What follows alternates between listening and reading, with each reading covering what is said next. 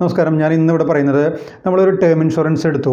Term ഇൻഷുറൻസിൽ എടുത്തിട്ട് എന്തെങ്കിലും ഒരു ക്ലെയിം റിജക്ഷനോ മറ്റോ വന്നു എന്നൊക്കെ നമുക്ക് കേൾക്കാം. ഈ ക്ലെയിം റിജക്ഷൻ എന്തുകൊണ്ടാണ് വരുന്നത്, ഏത് സമയത്ത് ക്ലെയിം വന്നാലാണ് വരുന്നത്, അതായത് ക്ലെയിം വരാമെന്ന് ഉദ്ദേശിക്കുന്നത് ഇപ്പോൾ എന്തെങ്കിലും ഡെത്ത് സംഭവിക്കുമ്പം നോമിനിക്ക് അതിൻ്റെ ഒരു ക്ലെയിം കിട്ടാത്തൊരു സിറ്റുവേഷനാണ് പറയുന്നത്.